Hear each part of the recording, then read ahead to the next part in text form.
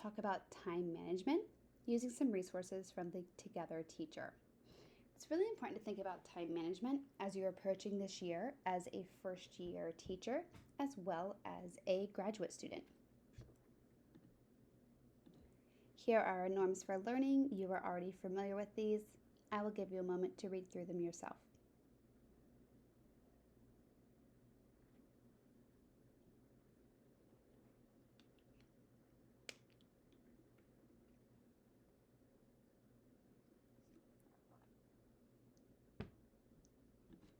All right, and this is our agenda for today. We're going to do an overview of the topic. We're going to do a pre-test. We're going to discuss our learning outcomes. We're going to discuss time management in early childhood classrooms. We're going to consider effective planning strategies for teachers and students, you being the student. And we're going to discuss some resources before we get to our post-test at the end. Here's our pre-test. Teaching in an early childhood classroom involves A, family engagement and student engagement, B, behavior management and social emotional learning, C, lesson planning and assessment administration, and D, all of the above. 2, true or false? Self-care is necessary for effective time management. True or false? 3, true or false? Intentional resource creation and self-management are not effective time management strategies. Note these questions because they will be on your evaluation at the end of this session. These are our learning outcomes. We will identify the organizational needs of teaching in an early childhood classroom while also being a graduate student. We will also identify tools to support effective planning and teaching. Take a moment to look at all the things on this example teacher to-do list. Teachers have a lot on their plate, and so do students, and you will be both this year. That's why it's important to be intentional about planning now so you can better manage your time when things get overwhelming. If you set a system up in place now, then when things are overwhelming, you will be prepared because you'll know what to do. You'll have a plan. It's a lot easier to have a plan before things get tough than have to figure out what to do when things are tough. Here's some misconceptions about time management. So, one misconception is that time management begins with pacing in the actual clock. Yes, it can be important, but is pacing where time management begins, or should the foundational focus be on planning and prep? Research actually shows that what teachers spend their planning time doing does not translate into the classroom.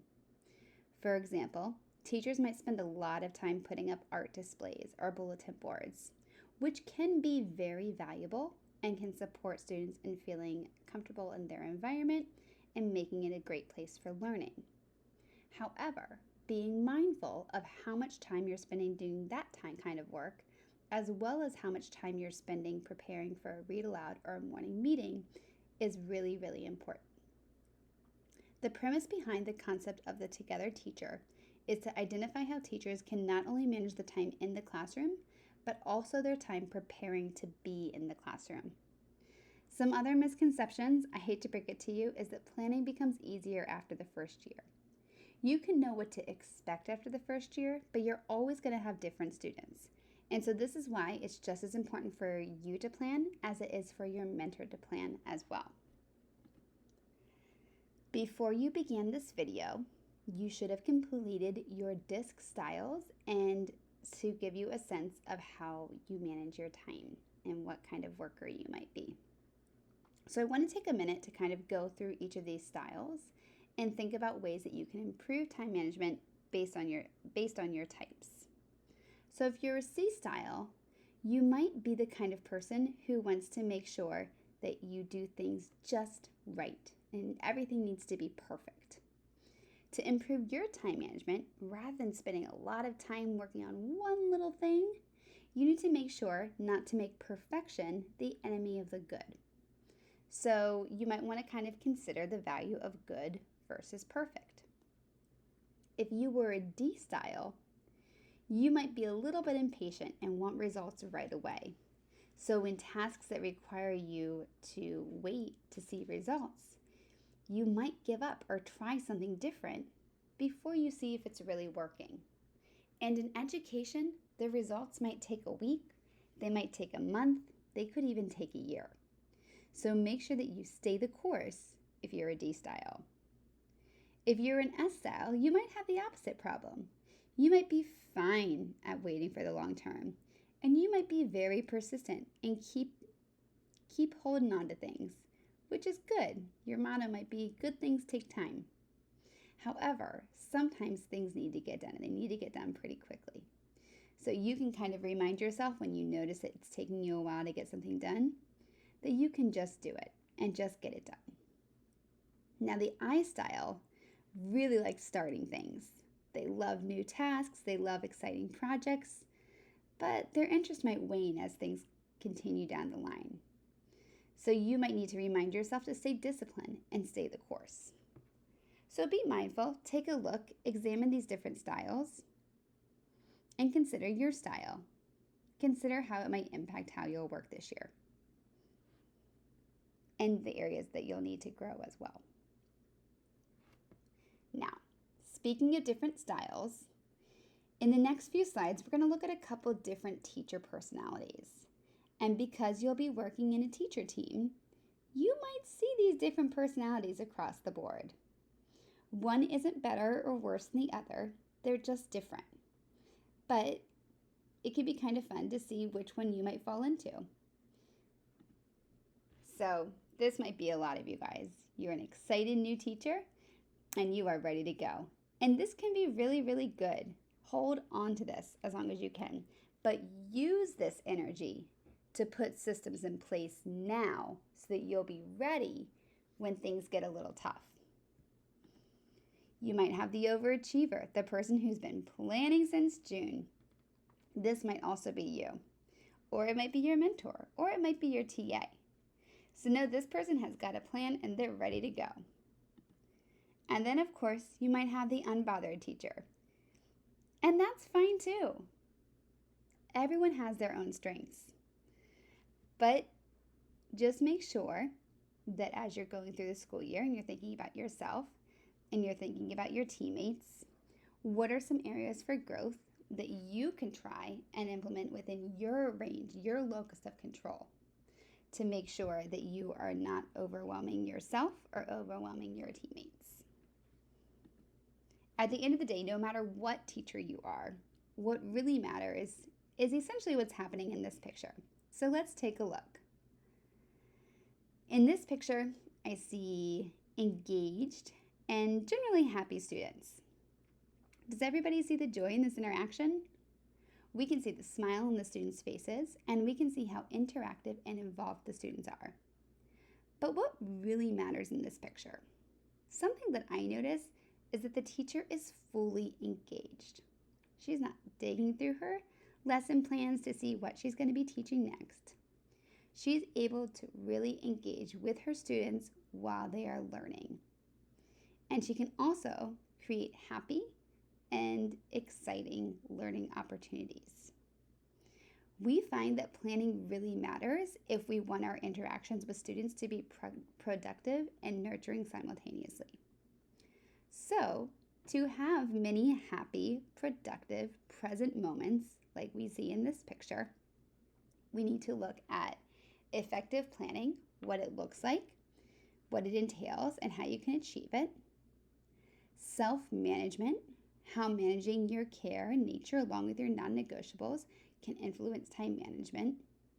And productivity, how to create procedures and routines that maximize your productivity. So let's think about effective planning. Again, you're going to be working in teams, but effective planning means that you are working with your teammates and making sure that you guys are all aligned. You will receive a comprehensive calendar from myself that will outline all of your relay assignments and Apple Tree aligned gradual release as well. So you will have a comprehensive calendar that lays out the entire school year, which will be really helpful.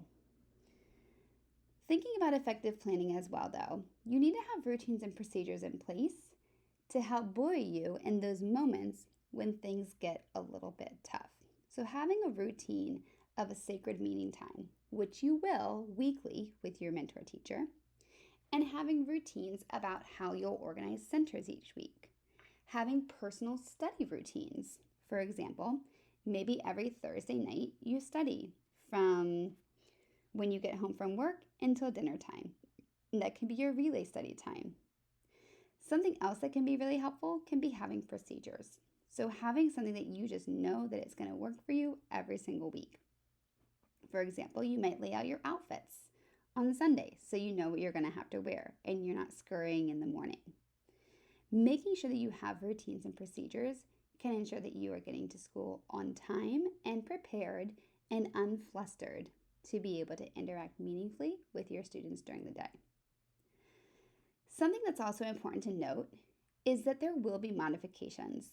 Things are going to change. You work with little tiny humans and adults that have personalities and personal lives, and things do come up.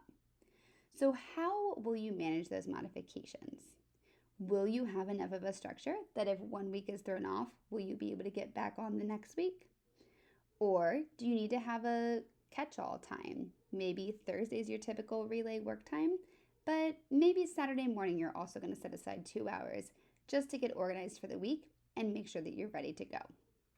So make sure you also have kind of a contingency plan of how things will go.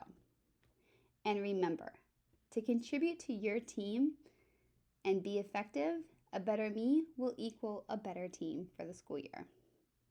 Together, everyone can achieve more. That's the acronym for TEAM. Together, everyone achieves more. And I'm sure you've also heard the phrase, teamwork makes the dream work. But we really want to make sure that you are working with your team members and seeing your time in the classroom as a team endeavor so that you can be productive and get everything done that you need to get done. It's also important to know your personality and time management style. Your responsibility is to create a plan that works for you and helps you to stay on top of your work. Let's talk a little bit about calendars. As I said before, you will receive a calendar that will encompass all of your relay work expectations for the year, as well as all of your Apple Tree work expectations, at least through relay for the year in deliver practice. We'll also include when units will switch over and all those things. So you'll see all that stuff in one place, which will be really helpful. However, it will be on a spreadsheet. Maybe you're not a spreadsheet person. Maybe you'll need to take some time to put all of those due dates and assignments on a paper calendar.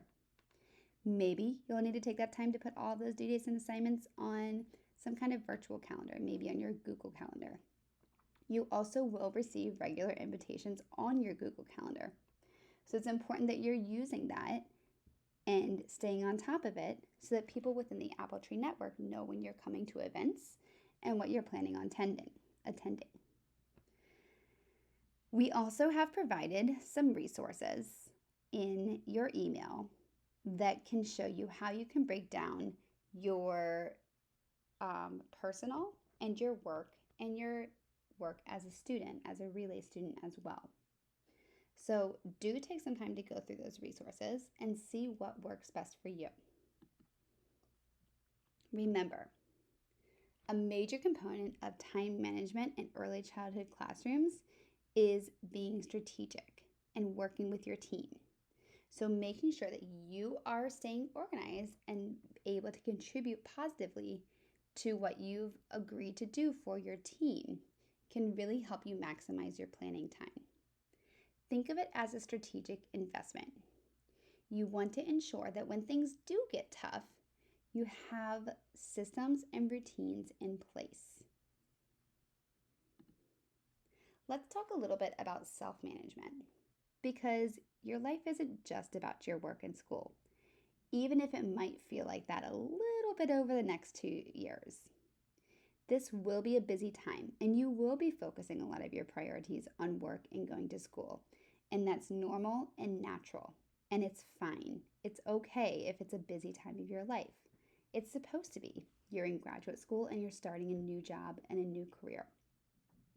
However, it's important that you also consider priorities that are important to you. So while work and school might be important priorities, you probably have other priorities in your life that are also important. It might be your health, working out, eating well. That's an important priority and it does take time. It's important that you take time to think about what kind of meals you might eat, to think about when you'll take time to work out.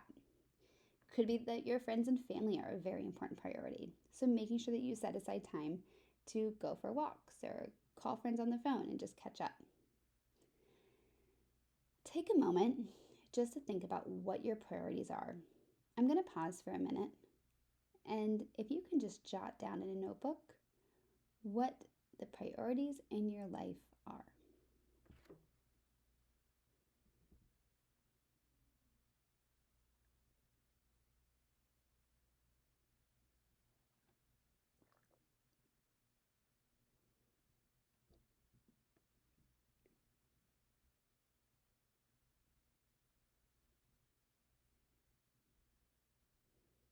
All right, I hope you had a moment to write down some of your priorities.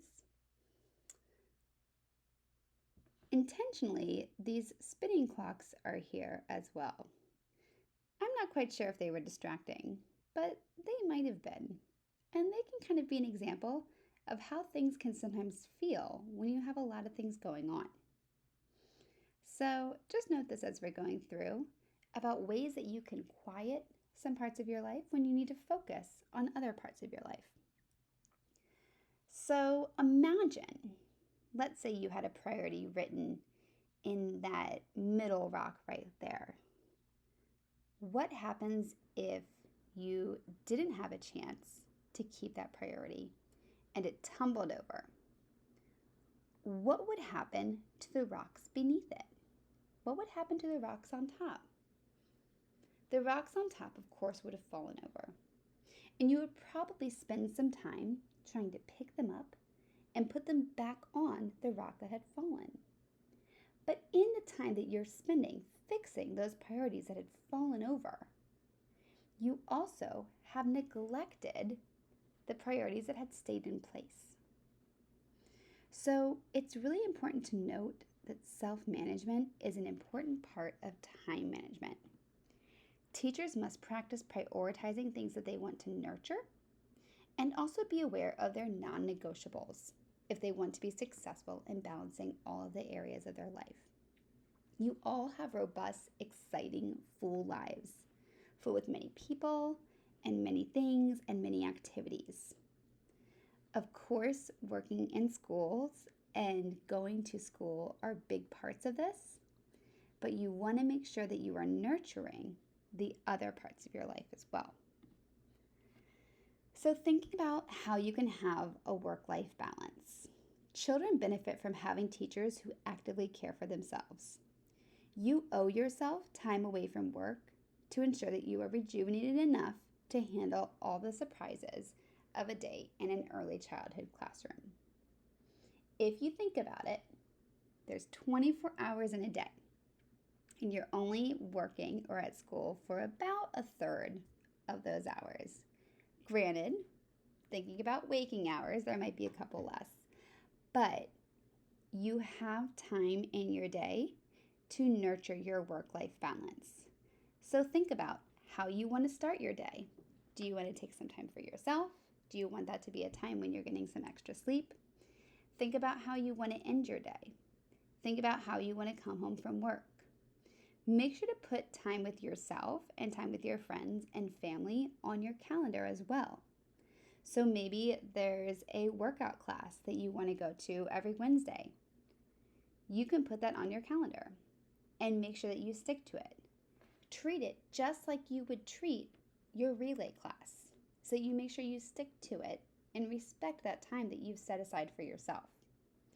Maybe you want to make sure that you have a special date night or time with your children at the end of the week. You can put that on your calendar and make sure you set aside that time. When you start blocking off your calendar, you really can see how much time in the day you have, and you're able to really focus and able to make sure that you have time to do all of the things that you want to do. And don't be afraid to also put in some fun time. Maybe you really enjoy scrolling on Instagram and you want to set aside some time for yourself in the middle of the day or end of the day to do that as well. So make sure that you really nurture and consider how you can best support yourself and developing a work-life balance. Finally, you want to think about your non-negotiables. So what are some times that you do not want to be working?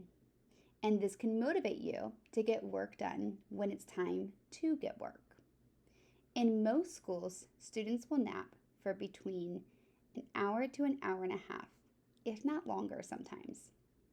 You will have a half hour for lunch break, but when you get back from lunch break, you can use that additional time to do some centers prep, to meet with your mentor teacher, or to do some other planning for the week. Once you get all that work done, you might even be able to get some of your graduate school work done. You also will have time at the beginning of the day before students come to get some planning done, as well as time at the end of the day. So if you're mindful of how you use your time and you work smart, then you will be able to leave work on time and you will be able to get home and not have to take homework home. Luckily, most of our work done with young children is during the day. And so there aren't big essays you'll have to grade or anything like that. But be thoughtful about not taking home extra work. And if you notice you are taking home extra work, pay attention to how you're spending your time during the day. It can be really tempting to spend your lunch break in that staff room or in the copy room catching up with colleagues. And that can be a valuable use of time. You can get good ideas. And if you feel it's valuable, then that's great. Keep doing that. But if you notice that you're not getting all of your work done, maybe you could consider a couple days a week getting back to your classroom after your lunch break and getting some work done. Or making sure that you get to work on time and then you have a little bit of time before the students arrive to get some work done as well. So just be intentional and be thoughtful and work smarter. All right, and productivity. How can you check your productivity for yourself? I know I love a to-do list, and judging from all of the notebooks that you guys have filled so far, it seems like you guys do too. So make sure that you set some expectations for yourself about how you can measure productivity. Maybe it's completing a to-do list. Maybe it's checking a day off of a calendar. But make sure that you are tracking your productivity and you're also celebrating times that you're able to work with your team and celebrating success as well. The true sign of productivity in the early childhood classroom is maximizing instruction. So when we go into the classroom and we see you teaching, students are learning, students are engaged, and they're having fun. The teacher is present. They're not trying to plan the next lesson or figuring out what comes next. They've already looked at that ahead of time and they know what's happening. So productivity, a big sign of that is seeing instruction maximized. And finally, think about expectations for yourself and your work style. Mind your energy levels. It's important for you to complete the most difficult tasks when you're the most alert. So if you're a procrastinator, you might want to create achievable deadlines. They cannot be too far away because you might forget, or you don't want them to be too close so that it won't give you the feeling that you haven't procrastinated long enough. So think about deadlines that are reasonable for you. And of course, you don't want to create deadlines that are too close to the actual due date, because if something goes wrong, then you might not get something in on time.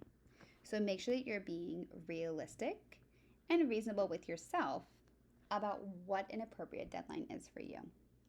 And also think about who you are. So think about what works the best for you. So perhaps maybe you're a morning person. That might be a good time for you to get work done. I know some of us are night owls as well. So make sure that you are being mindful of when you can be the most productive.